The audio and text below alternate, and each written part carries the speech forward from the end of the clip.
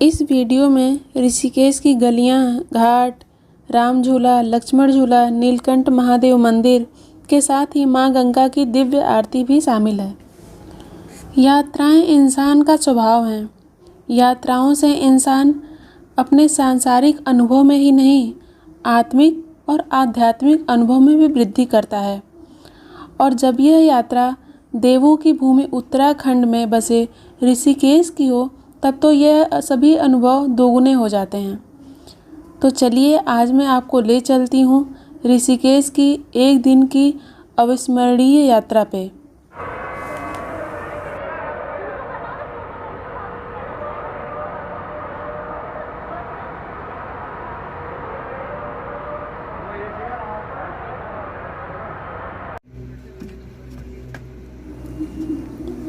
हमारी इस यात्रा का प्रारंभ नई दिल्ली के बस स्टैंड से हुआ।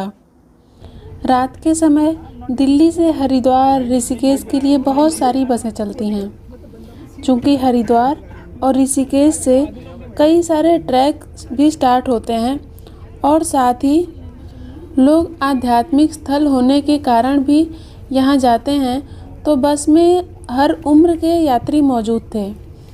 युवा लड़के लड़कियों का एक ग्रुप हरिद्वार से चोपता चंद्रशिला की ट्रैक के लिए जा रहा था।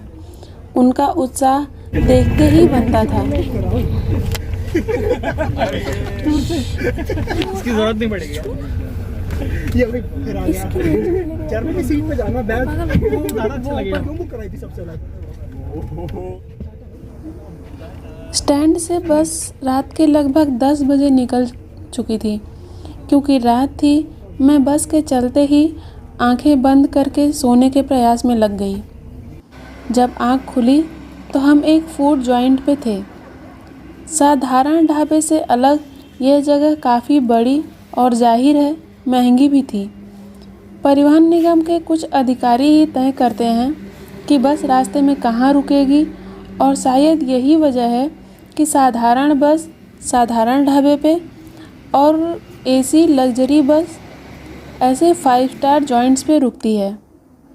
यहाँ से निकलने के बाद मेरी आंख ऋषिकेश में ही खुली। बस लगभग खाली हो चुकी थी। दिल्ली से यहाँ तक आने में तापमान में काफ़ी अंतर आ चुका था। चारों तरफ कोहरा था। बस से उतरते ही हम चाय के लिए बैठे और दुकानदार ने आग का इंतज़ाम भी कर दिया था। सर्दी की सुबह चाय और आग, तो कुछ ऐसे ही स्वागत किया था ऋषिकेश ने हमारा।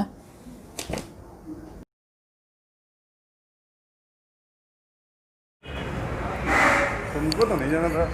जाना था, मैंने ही तो बताया था इसको चोटी वाला है वहाँ पे। हाँ, अरे अंकल,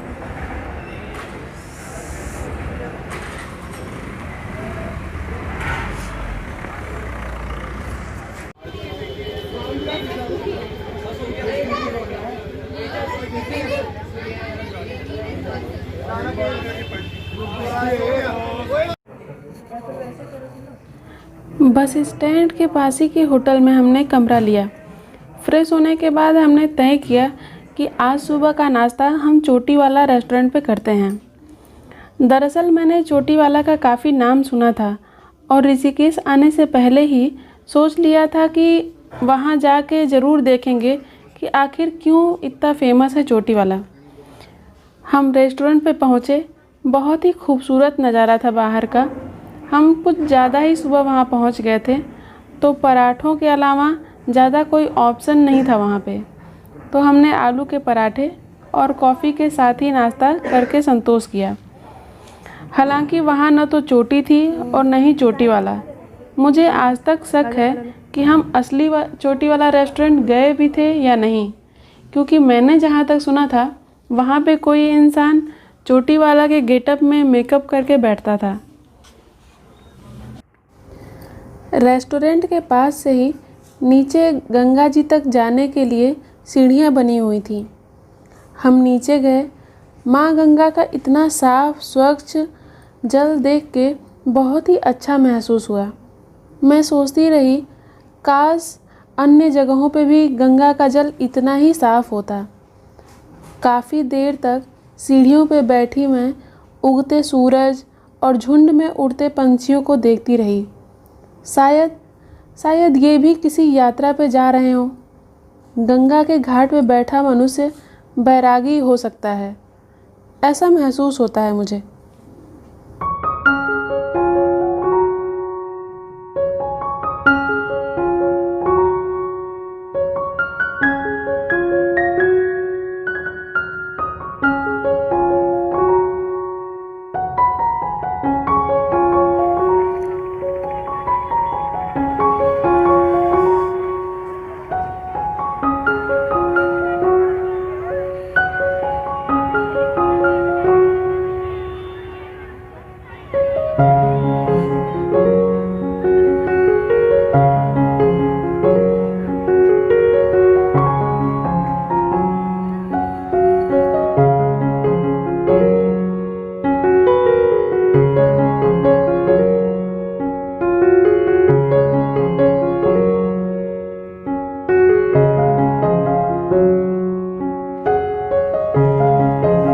काफ़ी देर तक गंगा किनारे बैठने के बाद हम वहाँ से पैदल ही निकल लिए।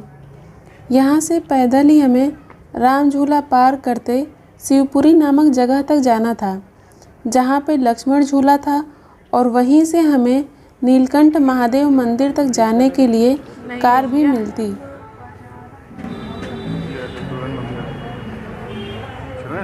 नहीं, जूता तो निकालना पड़ेगा।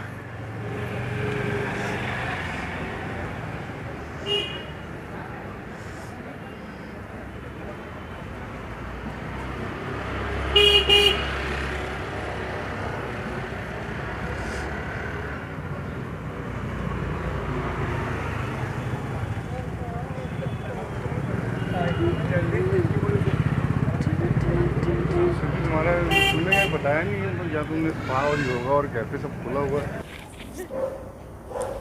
रास्ते पे लगी इन दुकानों को देख के याद आया कि हम अपने सनग्लासेस घर पे ही भूल आए हैं, और हम इसके बाद जहाँ जाने वाले थे वहाँ जाने के लिए सनग्लासेस बहुत ही ज़्यादा ज़रूरी थे। तो हमने थोड़ी सी बार्गेनिंग करके कुछ सस्ते सनग्लासेस भी लिए। रास्ता इतना खाली नहीं था, तो ज़्यादा भीड़ भी नहीं थी। सुबह सुबह यहाँ के लोकल लोग अपने काम पे आ जा रहे थे, लेकिन यहाँ पैदल चलने में एक अलग ही तरह का मज़ा आ रहा था।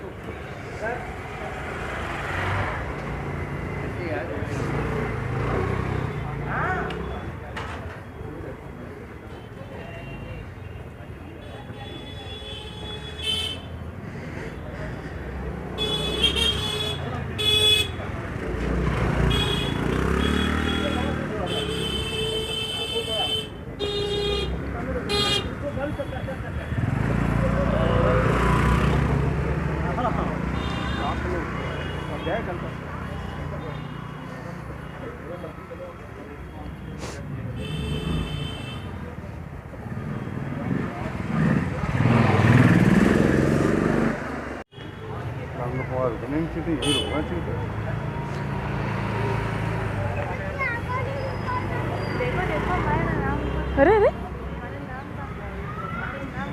कर्मचारी हैं।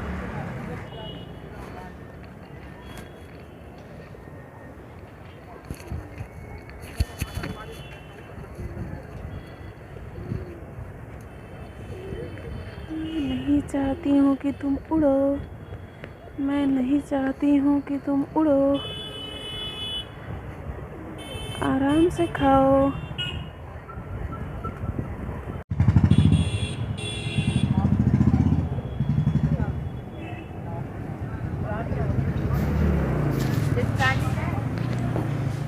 राम झूला अब दूर नहीं था, हमारी नज़रें उसको देख सकती थी। इस झूले के सहारे ही हम गंगा पार करके दूसरी तरफ जाएंगे, और वहाँ से हम फिर पैदल चलेंगे और लक्ष्मण झूले तक पहुँचेंगे। लक्ष्मण झूला 1930 में बनके तैयार हो गया था, जबकि 750 फीट लंबे राम झूले का निर्माण 1985 में कराया गया था। राम झूले के बारे में मुझे ऐसा कोई इतिहास नहीं मिला, लेकिन लक्ष्मण झूला के बारे में कहा जाता है कि इसी स्थान पर लक्ष्मण ने रस्सी के सहारे गंगा नदी को पार किया था। राम झूला और लक्ष्मण झूला ऋषिकेश की पहचान है। गंगा के इन दोनों किनारों पर ज़िंदगी बहुत अलग सी लगी मुझे।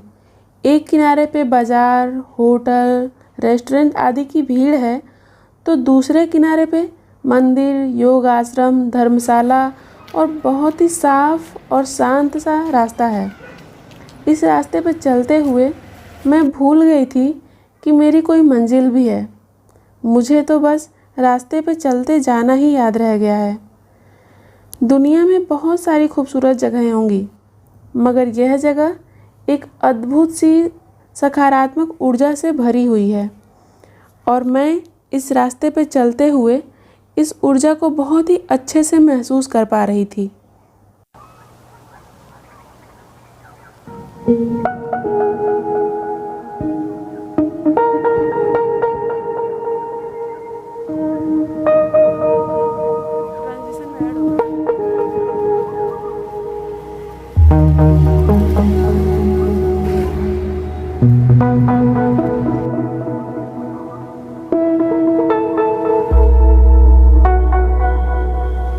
नीचे नदी तक जाने के लिए कई जगहों से सीढ़ियाँ उतर रही थी।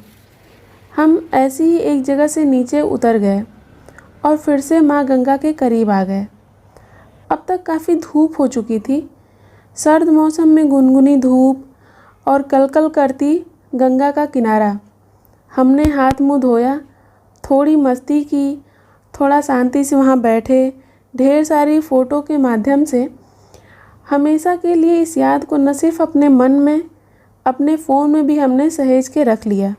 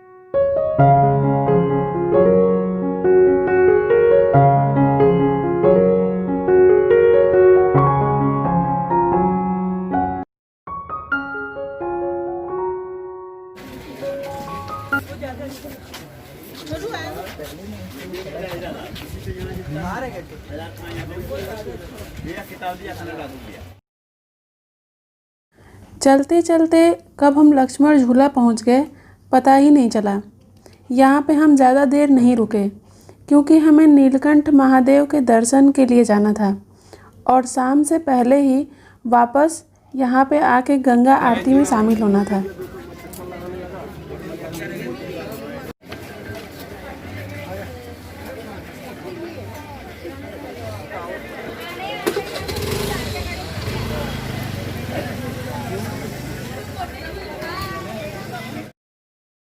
लक्ष्मण झूला से थोड़ा सा आगे ही टैक्सी स्टैंड था जहाँ से हमें शेयर टैक्सी लेनी थी। ऋषिकेश रिवर राफ्टिंग के लिए भी पसंदीदा जगह है लोगों की। नीचे नदी पे लोग राफ्टिंग के लिए जा रहे थे। उन्हें देख मेरा भी मन हुआ कि राफ्टिंग कर ली जाए, मगर समय की कमी की वजह से यह संभव नहीं हुआ। कोई वजह नहीं भी हो तब भी ऐसी खूबसूरत जगह पे किसी टपरी में बैठ के चाय पीने का अलग ही आनंद है। हमारे पास तो वजह भी थी क्योंकि टैक्सी चलने में अभी काफ़ी समय था। चाय पीते पीते हमें चाय वाले दादा की कहानियाँ भी सुनने को मिली जो सोने पे सुहागा था। दादा की बातें और चाय दोनों ही कुछ ज़्यादा ही मीठे थे।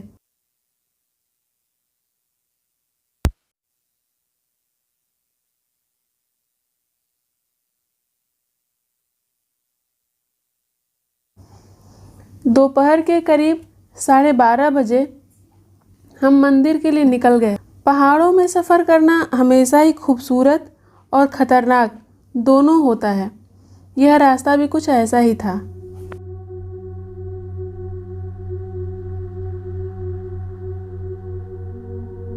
नीलकंठ महादेव की कहानी काफ़ी रोचक है। हजारों साल पहले अमृत पाने की लालसा लिए देवताओं और असुरों के सहयोग से समुद्र मंथन हुआ। इस मंथन में अनेकों चीज़ें निकली जिन्हें देवताओं और असुरों ने आपस में बांट लिया, लेकिन अमृत अभी भी नहीं निकला था। इसी बीच हलाहल विष समुद्र से निकला। मान्यता थी कि जब तक कोई विषपान नहीं कर ले अमृत बाहर नहीं आएगा। देवता और असुर एक दूसरे का मुंह ताकने लगे।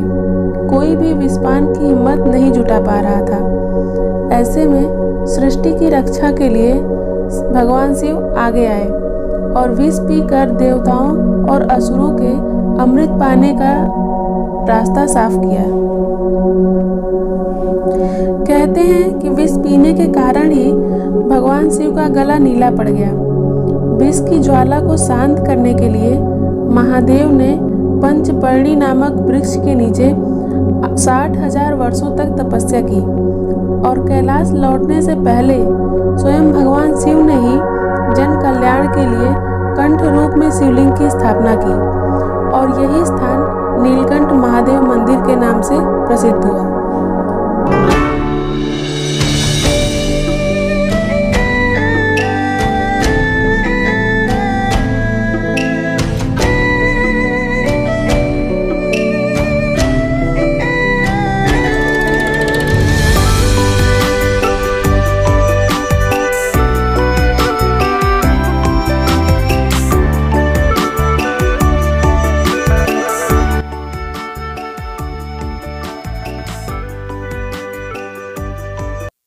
एक घंटे की यात्रा के बाद हम मंदिर पहुँचे और प्रसाद लेकर नीलकंठ महादेव के दर्शन को निकले। मंदिर के अंदर मोबाइल या कैमरा ले जाना अलाउ नहीं था, तो बाहर ही मोबाइल छोड़ दिया था हमने। दर्शन के बाद बाहर आकर कुछ तस्वीरें ली थी हमने। लक्ष्मण झूला से कितनी दूर है? Kilometre 24 kilometre. हाँ, 24 किलोमीटर दूर है। ऋषिकेश में जो लक्ष्मण झूला दिखाया था मैंने, वहाँ से। तो अभी चलेंगे, दर्शन करेंगे। नीलकंठ महादेव मंदिर बहुत ही खूबसूरत है। समुद्र मंथन के दृश्य बहुत ही खूबसूरत रंगों से उकेरे गए हैं मंदिर पर। यह सालों पहले की फ़ोटो इंटरनेट से ली है मैंने, और ये अभी की स्थिति है मंदिर की। आसपास इतने ज़्यादा निर्माण कार्य करा दिए गए हैं कि मंदिर ही कहीं दब सा गया है।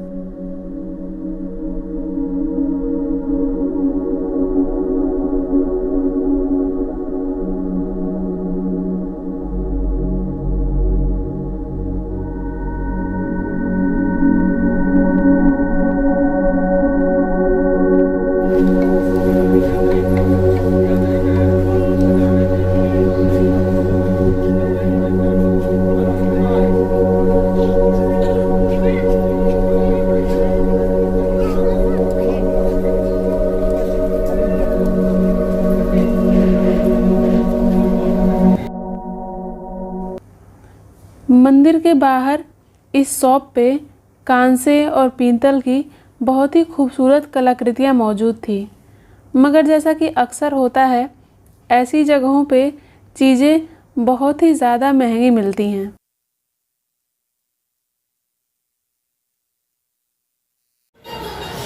भगवान शिव के दर्शन हो गए हैं और लगी है बहुत ज़ोरों की भूख।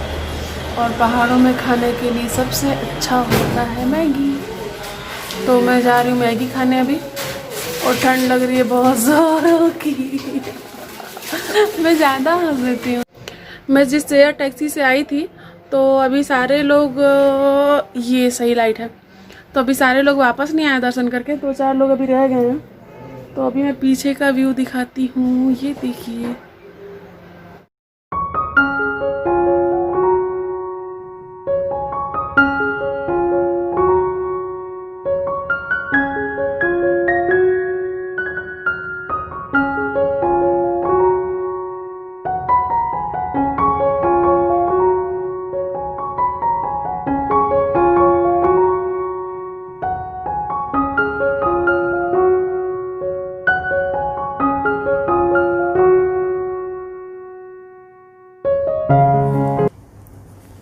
सभी के वापस आते ही हम वहाँ से वापस ऋषिकेश के लिए निकल गए।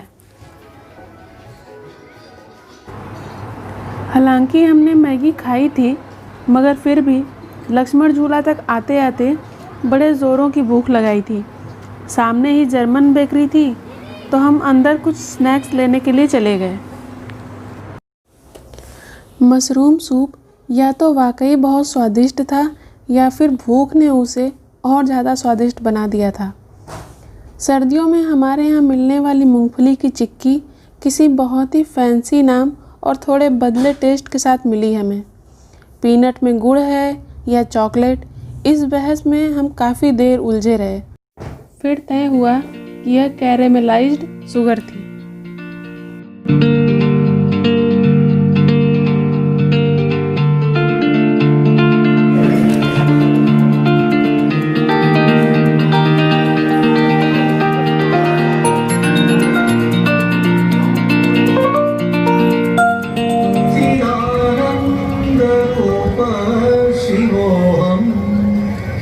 शिवोऽहं शिवोऽहं सदा चिन्मयोऽहं न च प्राणसंज्ञो न वै पञ्चवायुः न वा सप्तधातुः शिवोऽहं न मे द्वेषरागो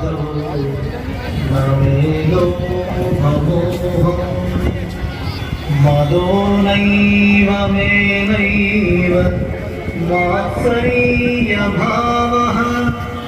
न धर्मो न चार्थो न कामो न मोक्षः चिदानन्दरूपः।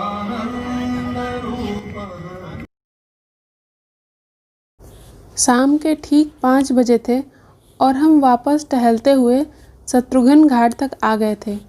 सुबह यहीं से पैदल चलना शुरू किया था हमने।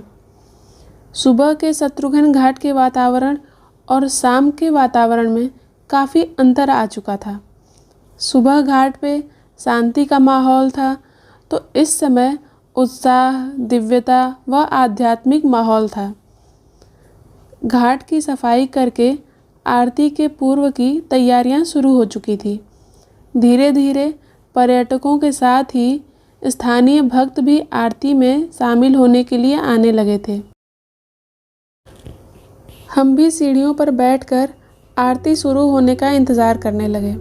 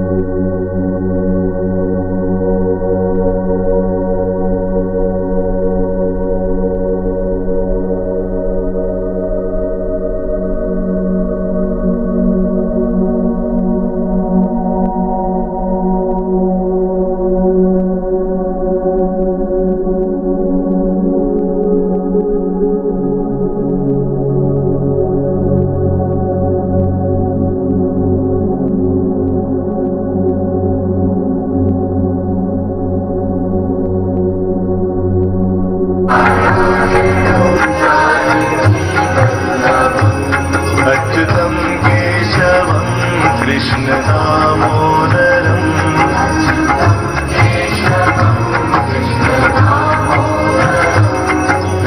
रामनारायणं जानकीवल्लभम्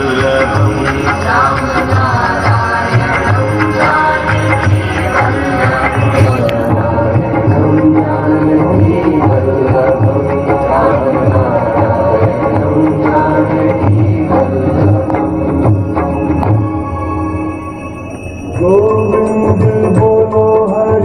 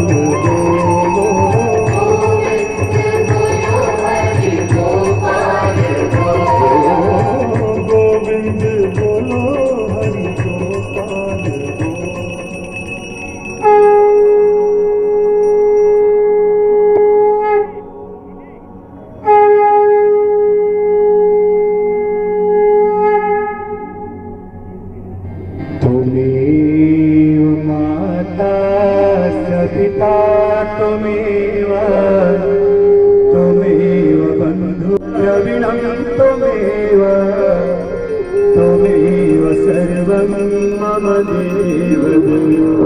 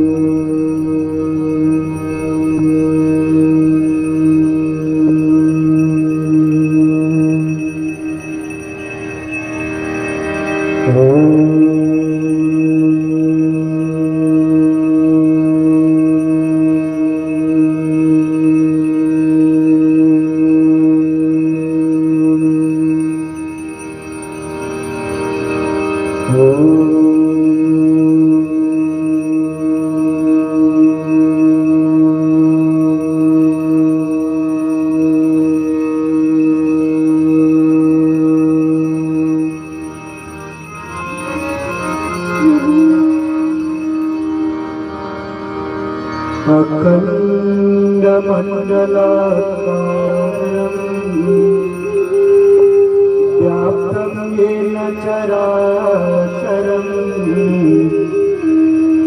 तत्पदं दर्शितं येन तस्मै श्रीगुरवे नमः।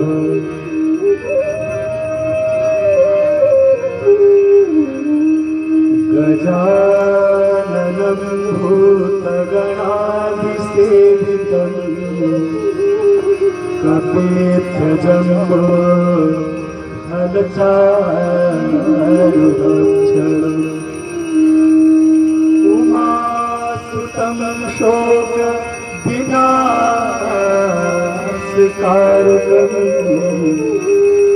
नमामि विघ्नेश्वरपादपङ्कजम्।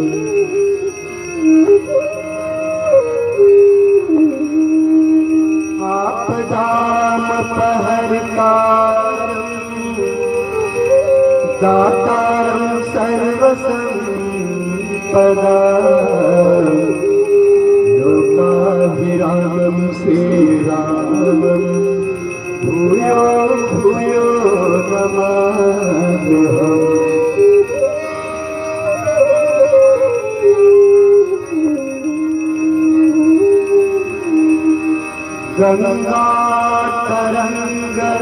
गंगातरंगरमणीयजटा कलापं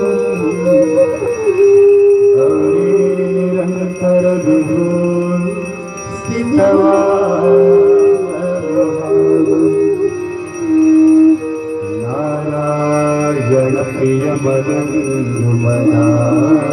नारायणप्रियमदनुमदापहारम् वाराणसीपुरपतिं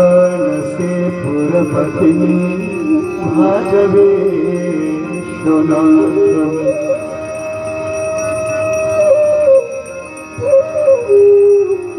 सर्वे भवन्तु सुखिनः सर्वे सन्तु निरामयाः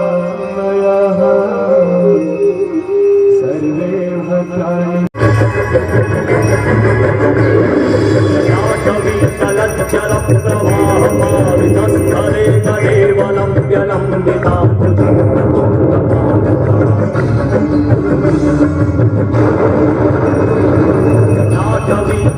जलप्रवाहमावितस्थले केवलं व्यलम्बितां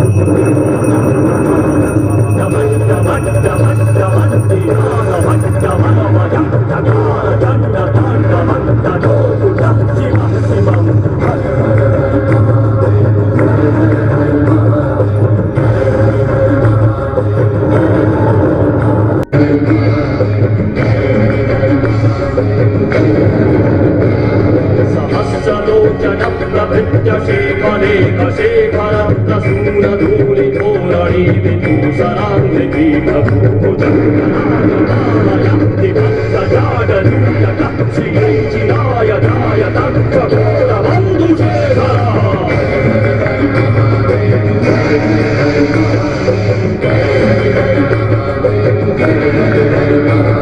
ललाटजत्वरज्ज्वलद्धनञ्जय स्फुलिङ्गभादिकीटपञ्चसायकं नमन्निलिम्पनायकं सुधामयूखलेखया विराजमानशेखरं महाकपालि सम्पदे शिरोजटावस्तुनः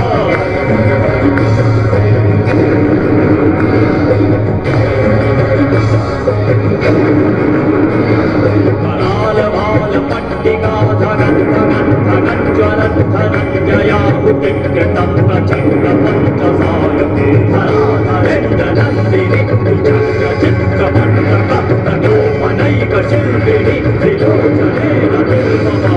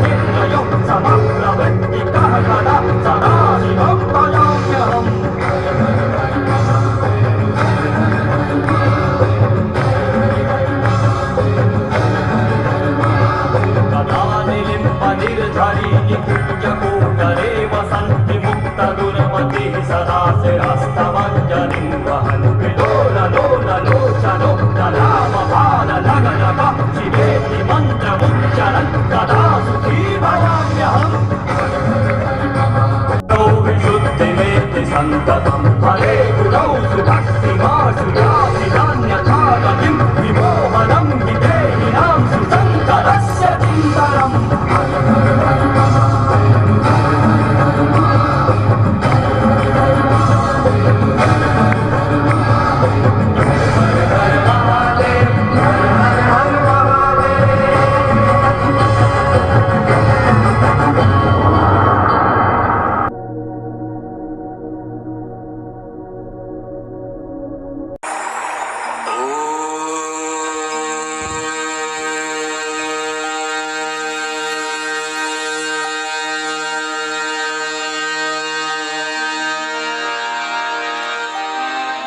जय गंगे माता मैया, जय गंगे माता,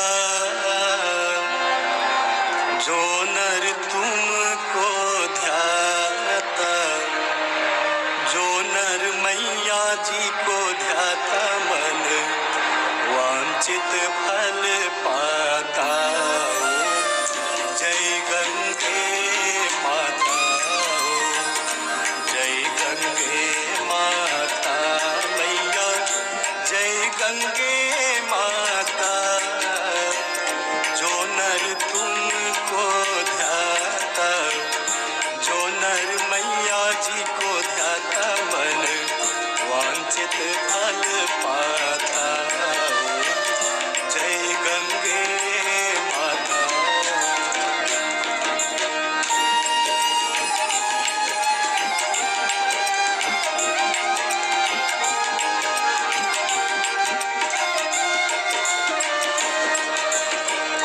चंद्र सी ज्योत तुम्हारी जल निर्मल आता मैया जल निर्मल आता शरण पड़े जो तेरे शरण पड़े जो तेरे सोनर तर जाता जय गंगे माता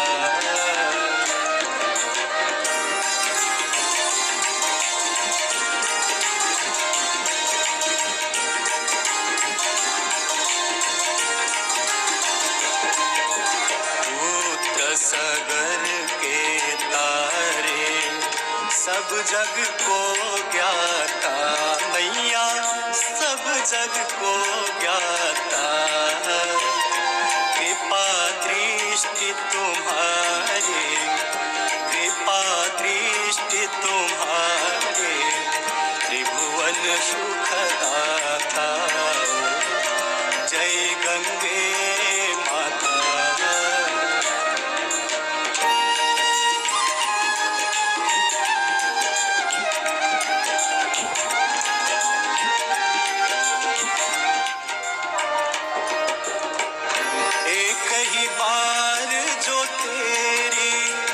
शरणागति आता मैया शरणागति आता यम की त्रास मिटा कर यम की त्रास मिटा कर परम गति पाता जय गंगे माता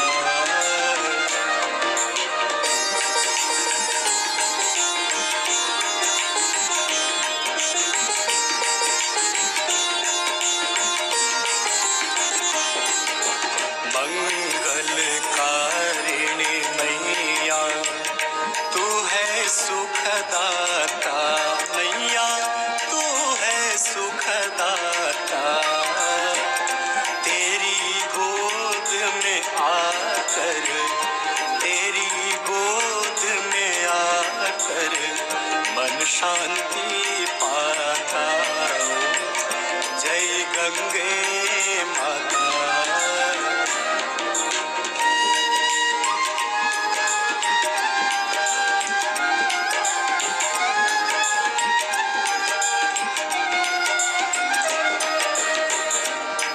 स्वरूपिणी मैया जो तुमको ध्याता मैया जो तुमको ध्याता तेरी दया से जो जन तेरी कृपा से सोनल सदगति है पाता जय गंगे माता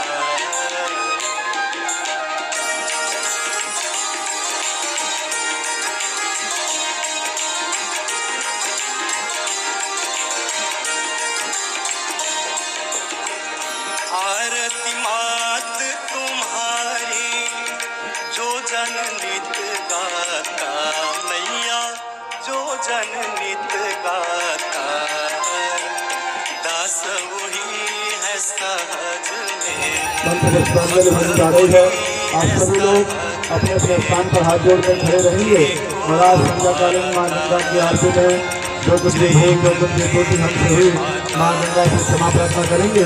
मंत्र पुष्पांजलि के बाद माँ गंगा का पावन प्रसाद माँ गंगा की पावन आरती आशीर्वाद देकर के ही आप इस पावन क्षेत्र से जाएंगे। ओम यज्ञेन यज्ञमया संता देवास्ताने धर्माणि प्रथमान्यासन्ना आरती समाप्त हो चुकी थी, मगर मैं अभी भी इस अद्भुत नज़ारे से मंत्रमुग्ध थी। ये अद्भुत नज़ारा देश, धर्म, विश्वास, अविश्वास की सीमा से परे था। अगर जीवन की सच्चाइयाँ राह न रोकें तो इंसान यहीं का होकर रह जाए, मगर आगे तो बढ़ना ही होता है। गंगा भी तो हमें यही सिखाती है, हमेशा आगे बढ़ते जाना। तो हम भी अपने होटल की तरफ निकल गए, जहाँ से कल हमें एक नई यात्रा पे निकल जाना था। अपने मन में ऋषिकेश और उसके घाटों की यादों को लेकर। जनयन्न देवैकः ॐ